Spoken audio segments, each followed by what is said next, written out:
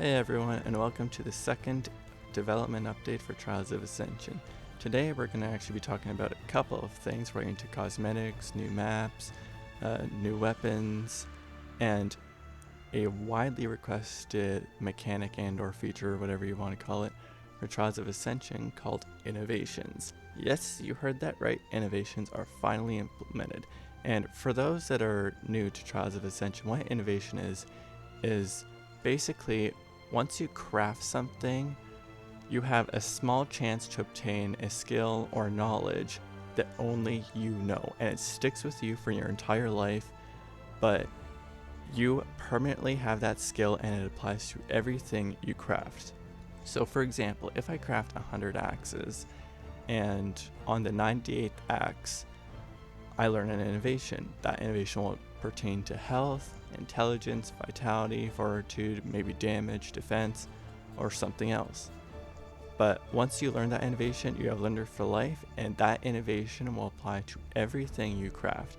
An axe you craft will have that innovation. A piece of food you craft will have a similar innovation, not exactly that specific one that applies to the axe, but will have a similar innovation. What you learn will apply to all of them and is permanent.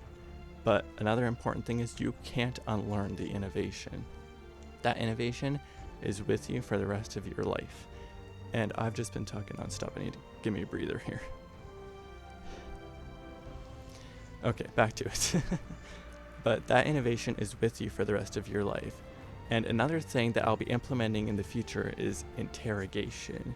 And that's the act of stealing an innovation from another player, whether that be a dragon, arachno, or a human. Although I do intend right now, I forget if this was part of the original concepts, but I do plan on right now only humans being able to learn innovation. Yes, dragons and arachno can craft, but only humans actually have the intelligence to basically, how do I say this?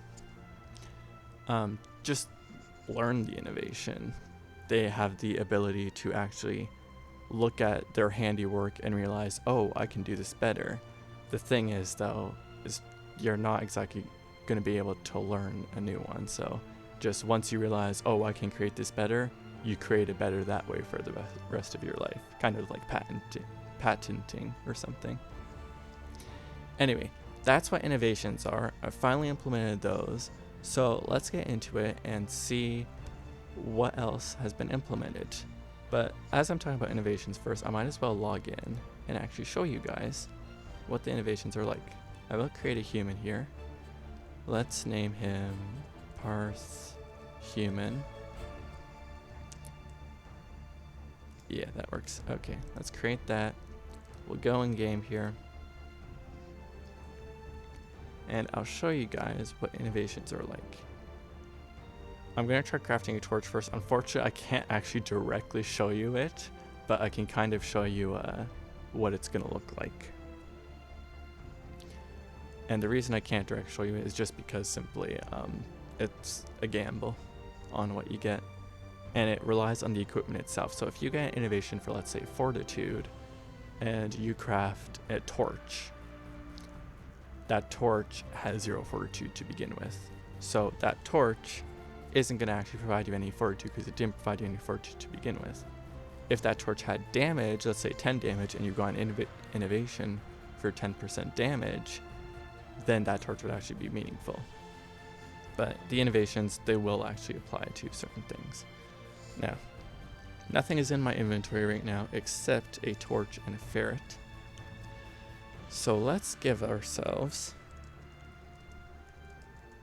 some ingredients here to actually craft something. So we now have 500 bark. I forget actually. Okay, that doesn't require bark. This, a torch. Yeah, go figure. Okay, so I'm gonna craft a torch now, and we'll see. The innovation has a 100% chance right now, but we're actually gonna bring it down once it gets released to live. So let's craft a torch right now, and crouch is on C, so I'm going to change that, but not before we see what happens here. So we craft the torch, and we fail. Go figure. Okay. never mind. I'll just change the crouching now then. Let's replace that with left control, or, okay, M, there we go. We're not going to be crouching, so it doesn't really matter what key. So, we failed that torch, go figure. Let's try again here then. And we'll see what innovation we get. We get the Fortitude innovation, go figure. Okay, so this had a little extra fortitude, I believe, or a lot of extra, and that has 165 fortitude. Interesting. Okay, so that might actually be a bug then, because that's not supposed to have any fortitude on it, because I believe it was 0 to begin with. Or I simply forgot to change the value. Okay, hold on. Let's see. Because the next torch I create should have 165 fortitude as well. If so, then I guess I just forgot to change the value somewhere. This one, 165. Okay. Well, whoops then. It looks like my values aren't changed, but that's fine. It still shows off the mechanic pretty well. So basically, all torches now will have a fortitude of 165 that you craft. So this is good for if you're going into battle and you need a good piece of equipment or something, then you're going to go to the guy who crafts chest armor, and you're going to want fortitude or vitality or something on it. Mages will of course want intelligence, maybe some health to bring up some squishiness, or stamina, because magic relies on stamina. But overall, everyone's going to have their place, and that's the point of innovations. The other mechanic, which isn't implemented yet, so I'm not going to talk too much on this, but it's going to be implemented eventually, is interrogation, and that's going to be the act of stealing innovations. So that should be quite fun. The next thing I want to talk about is we have implemented a couple more weapons and some magic here. You can see that I'm equipping a staff, whereas in my other videos or streams, I was equipping a two-handed axe. And that's simply just because we did implement more spells, and I'll show those off in a sec, but we just thought it was kind of weird that a two-handed axe, I mean, it's technically possible, but we just found it a bit weird that you could cast a spell with a two-handed axe and it would go off. If you equip an axe, you're most likely going to be a warrior, but that's kind of why we want to do a staff, just to kind of make it a bit more realistic. Now, let's show off our next spells. You guys already know about all of these here: Fireball, Wildfire, Lightning Bolt, etc. We have implemented a new one called Magic Shield and Fast Heal, and after this video, I'm not going to be showing off every skill simply because I'm kind of out of everything, but know that we are still implementing skills. And apparently it seems that these are actually the building efficiency and building durability. You will notice that those don't have icons. That's simply just because this skills window actually will not have magic, so I didn't bother with icons because these are actually not magic yet. This skills window will hold your actual skills, like not crafting, but alchemy, cooking, and other things, and that will also hold these building efficiency and durability. All these magic skills or spells will then be in another window that will hold 3 trees, and then, sorry, I'm just thinking about this right now. But yes, they hold 3 trees, and you're going to choose 1 tree, and then, actually, yeah, that's it. You just choose 1 tree, and then after that, you keep on going down the tree. So if you choose Fireball, Wildfire will be part of the Arcane tree, as well as the Lightning one. This will be Dark skill, Resurrect will be a Holy skill, Magic Shield will also be a Holy skill, and we'll show that off. This gives you an extra 10 defense, or something defense, I'm just not showing the values anymore. But basically, you're holy, then you help out your allies, and here's the first skill to help out your allies.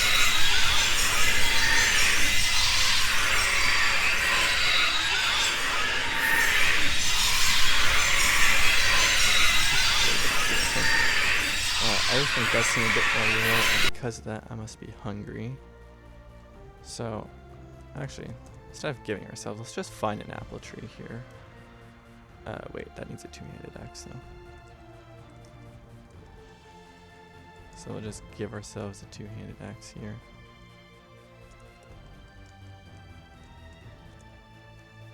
And of course that didn't work. I must have forgotten the name on it.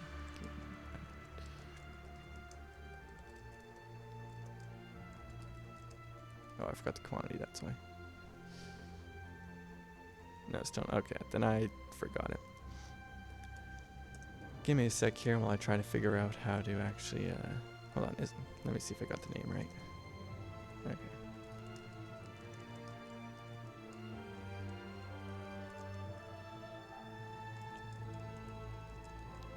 Okay, this should go through, I think. Unless I just have the name of the item wrong. Okay, I must have an item of the item wrong. Just like half the video just dedicated to giving myself items to show stuff off.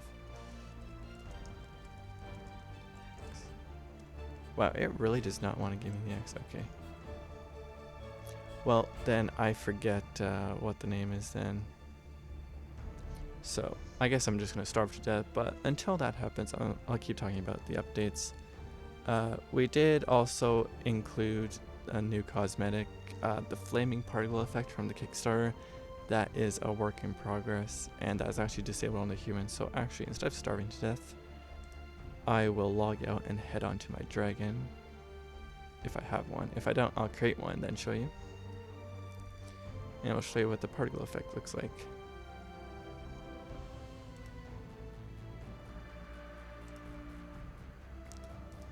Okay, let's name ourselves a dragon here. But we also, this is the ancient dragon you see here is just used for testing. We do still use Unka right now. So we're gonna use him and log in here. And there you see it. The particle effect. Let me get in the air here. There we go. Okay. What the hell? Okay, it looks like flying might be a bit bugged. There we go. Okay, we're in the air though.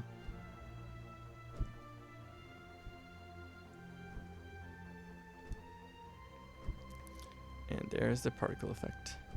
It is a bit flashy right now, and we realize that we might tone it down a bit, but we also do kind of want to make the players a bit Deathwing-esque and kind of replicate the Cataclysm trailer, because who doesn't want to freaking be Deathwing, you know? So that's in, and that's what it looks like. It's also applied to the Ragnar, but it's less so, and it's on the legs. I could show that, but I just wanted to show that is implemented, and that is the case. So that's nice. Oh, and before the players who did test were on the test map, we have actually finally implemented, or started to implement, the Traverse map. So what you see right here, we got mountains, trees, but this is actually the Traverse map. At currently quadruple the size of the test map. The test map was 8K by 8K. This is now 16K by 16K. We're not sure if we're going to stick with that, but we're going to try to and see if we can keep it. The 8K map did seem big enough, because I believe in Exile the map was 4K by 4K, and it took you like 10 minutes, I think, to run around the island. So with the 16K map, it would take you like, what is it, 4 times and 4 times, so 8 times as long. If my math isn't wrong, it might be, I don't know. But it takes a lot longer with the 16K map to run from just one end of the map to another. Same with the 8K by 8K. So we're not sure what we'll do with that, but we do in fact have other things implemented now. So that's nice. I might try and find a lake here just to kind of show them off. You'll notice a lot of frame drops, and I do have my FPS here. That will be because of 2 things actually. One, I am on a laptop GTX 1050, and I'm aiming for 30 FPS on my laptop. It's one of the lowest graphics cards on the market, but it's still semi-viable for gaming.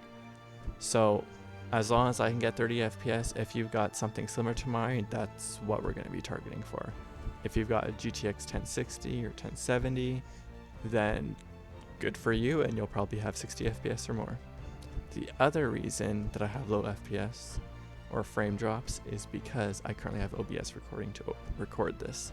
So if there's a lot of frame drops, I apologize for this, but most of these mechanics should be getting through. Anyway, with that all said, let's see if we can find a lake or a river or something. I think there's one over here. We're in like the plains, I think. There's a lot of biomes in Traverse. And there's swampy, desert, volcanic, icy. We're basically in the middle, smack dab in the middle, with a ton of plains around. So we actually won't be seeing much, but I think there is a river and lake over here. Maybe? Yes, there is. Cool. Okay, let's see if we can head towards one.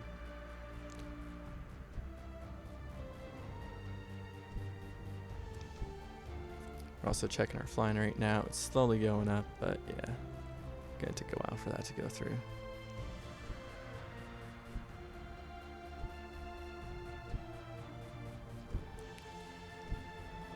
And here's a lake, or pond, whatever you wish to call it. I'm gonna call it a lake for now. Not really sure the difference between a lake and a pond, but I think pond is just like something less than 2 meters or in size. But yeah, there's a lake, and I think this is actually part of like 5 or so lakes. So that'll be nice. 5 lakes or so. Kind of like Lake Huron and Ontario and stuff. And between Canada and the US. Kind of cool. Oh, one thing I do want to mention here is this map was actually, the terrain for the map was not created by me actually. I'm actually going to give a shout out. We did have our differences, but I'm still going to give credit where credit's due. Credit to Nizawi or Elagost, who was on the team for creating this, and thank you for that. He did it voluntarily, and he chooses to remain anonymous in the Discord so far, but he did create this, and credit where credit's due. He did do a very good job. And I haven't really been able to see any faults with it. I think I did need to flip it around, but besides that, not really much else to be done. So thank you for that. What else do I have in my inventory here? Ferret, okay. Sorry, I was just checking stuff there. And anyway, with that said, I believe that's all the in-game stuff I wanted to show for Trials of Ascension. The other stuff I wanted to tell you about is there is now a new poll on the Kickstarter page. This is going to be for both design and for fun. I noticed a lot of people were like chatting about the races and what races they want to see implemented, and a lot of people are questioning, oh, will we be getting the vampires back or the gargoyles back? And simple answer is, we don't know. That'll be up to you guys.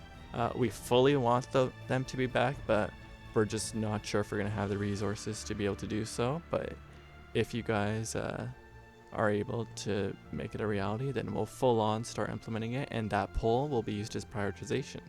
So if 10 people or so go for Arwick, and then 8 people go for vampires or gargoyles or something, then we'll go basically by what the community wants. But all this will be after the Frost Dragon. The Frost Dragon will be the next race to be made, if anything. So it'll be Frost Dragon, and then that poll will come into effect. And then the final thing I wanted to tell you guys about is the roadmap for Trials of Ascension. Some of you kept on saying that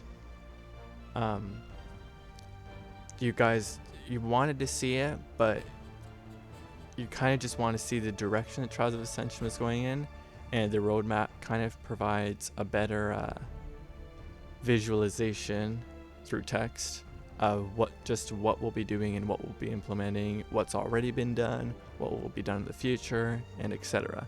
So that roadmap will be up as well, and we'll actually probably include it as part of this YouTube link. So go to the description if you want to see it. But yes, the roadmap is now up, is now public. We'll probably be constantly updating it, or semi-daily, but that classifies constantly. And if you guys have any questions or concerns, feel free to voice them in Discord or social media. But so far, everything's looking good. We have already been updating the roadmap, and things have been getting implemented, so that's all nice. And with that said, I believe that's the end of this development update.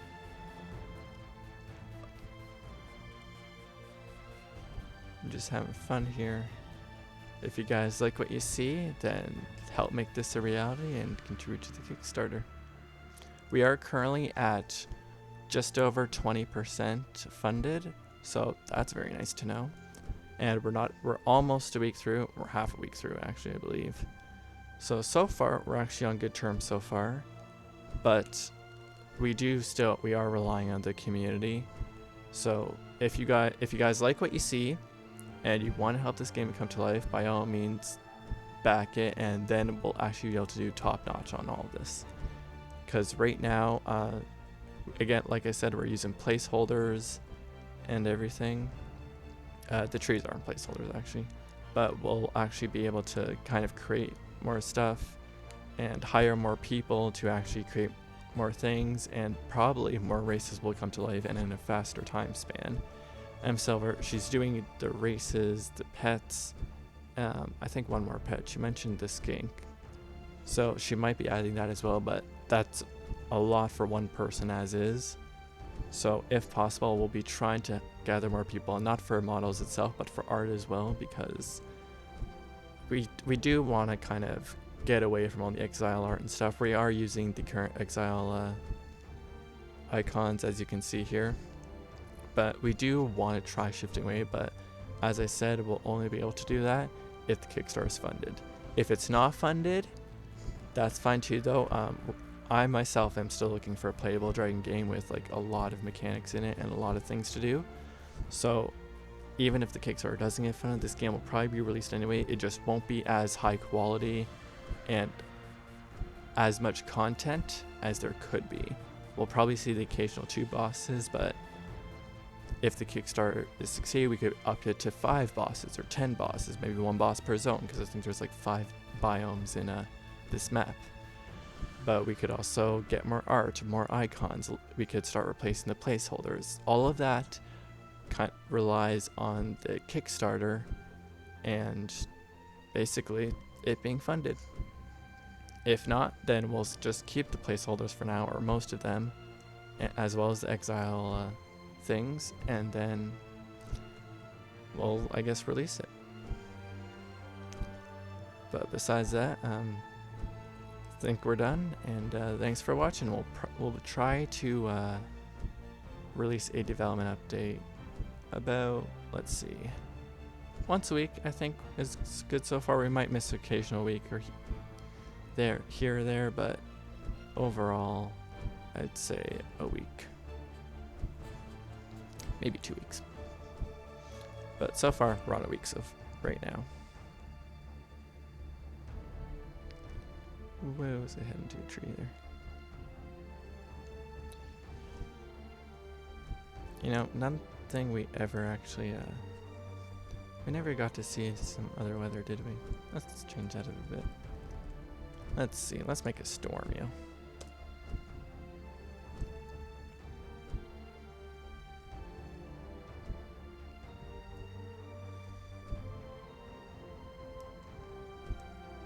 Anyway, that is the end of the development update. We've got a bunch of new mechanics in and coming. We got new particle effects and new cosmetics in general, new weapons, new map, new things for the community to interact with. Everything so far is going really well for Trials of Ascension. So I actually see this as being quite successful. If not, then hey, at least we still have a game to release. May not be as top-notch as possible, but it'll still be fun. So with all that said, goodbye and thanks for watching.